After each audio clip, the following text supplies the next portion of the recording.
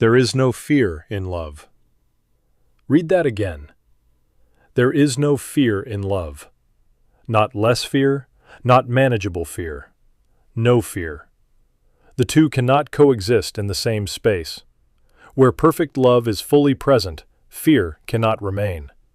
John writes, "There is no fear in love, but perfect love casteth out fear, because fear hath torment. He that feareth is not made perfect in love." Fear hath torment. That phrase has always stopped me, because John isn't describing fear as merely uncomfortable. He's describing it as a form of suffering, a kind of inner punishment. And he's saying, that is not what God designed you for. That torment was never meant to be your home. So what is this perfect love that casts fear out? It is not a feeling you manufacture. It is not a decision to stop being afraid, as if willpower alone could quiet what lives deep in the bones. Perfect love is not something you produce. It is something you receive. And John makes that clear just a few verses earlier. We love because he first loved us. The love that casts out fear is the love of God toward you, the love that existed before you knew his name, the love that was demonstrated not in your best moment, but in your worst, while you were still far off, while you were still in the mess, while you had done nothing to earn it. That love is the answer to your fear. Think about what fear actually is at its root. Fear is a belief about the future, a belief that something bad is coming and you will be alone when it arrives. Fear is the suspicion that you are not safe, that no one is truly for you, that the world is indifferent to your suffering, or worse, that God is. And into that suspicion, John speaks. Perfect love casts it out. Not because your circumstances become easier, not because the hard thing stops being hard, but because you begin to know, really know, in the deepest part of yourself, that you are loved by a God who does not change, who does not tire, who does not abandon, who sees every fear you carry and says, "I am here. I am for you. You are not alone."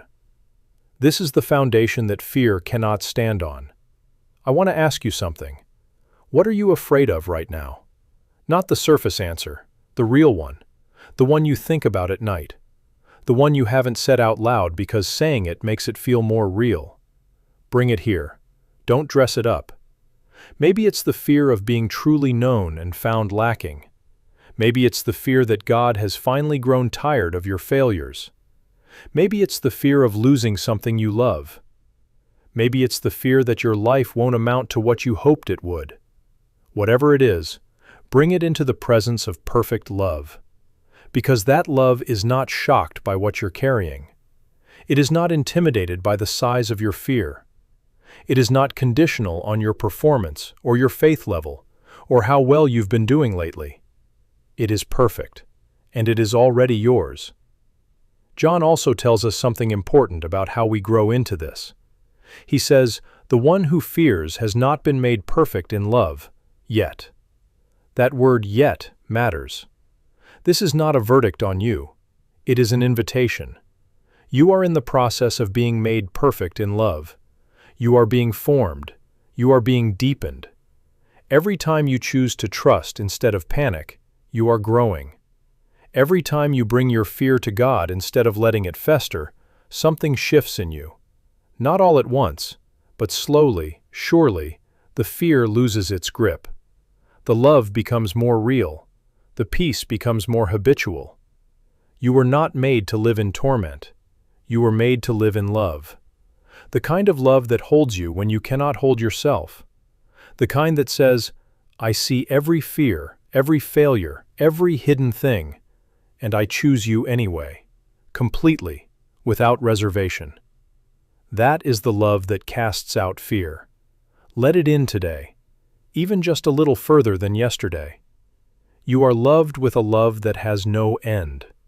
And in that love, there is no room for fear to stay.